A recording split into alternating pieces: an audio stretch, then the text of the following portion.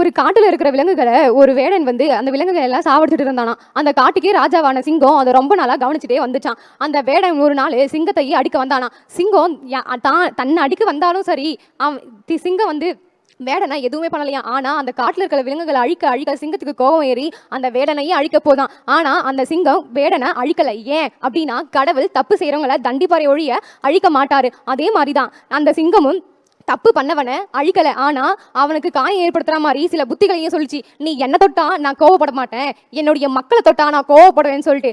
அதே மாதிரி நம்ம சிங்கமா நிற்கிற விஜய் அண்ணாவும் அப்படிதான். தனக்கு எது ஏற்பட்டாலும் அவரால் பொறுத்துக்க முடியாது. ஆனா மக்களாகிய நம்மளுக்கு எதனா ஏற்படுச்சுன்னா அவளால் பொறுத்துக்கவே முடியாது, பொங்கி எழுந்துருவாரு. விஜய் அண்ணா இப்போதான் டிவிக்கேன்னு தன்னுடைய கட்சியை ஆரம்பிச்சு சிங்க நடை போட்டு எழுந்து இழந்திருக்காரு. அண்ணா உங்களுக்காக நாங்க இருக்கோம், அதாவது இளைஞர்கள் இருக்கோம். ஆண்கள் எப்படி இருக்காங்க அப்படின்னா சிங்க குட்டிகளாகவும், பெண்கள் எப்படி இருக்குன்னா சிங்க பெண்களாகவும் உங்களுக்கு துணை நிற்போம். இந்த நடை வந்து வெற்றி நடையா இன்னும் தொடரணும். இன்னொன்னு சிறு வேண்டுகோள் அண்ணா, ஒரு நாடு நல்லா இருக்கணும் அப்படின்னா அந்த நாட்டுல கல்வி நல்லா இருக்கணும்னு சொல்லுவாங்க.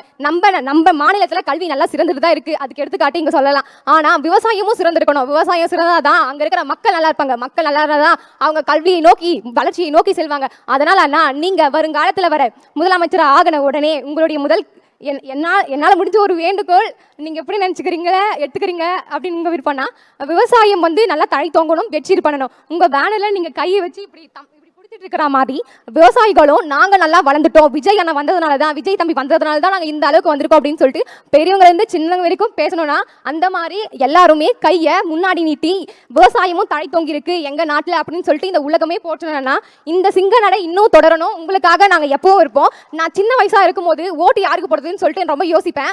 அப்புறமேட்டு என்ன எங்க அண்ணன் எங்க அக்காட்டெல்லாம் கேட்டிருக்கேன், இந்த மாதிரி ஓட்டு போடணும் எப்படின்னு போடணும்னு சொல்லிட்டு. அதில் நோட்டான்னு ஒரு ஆப்ஷன் இருக்குமா, யாருக்குமே போட வேணாம்னு சொல்லிட்டு.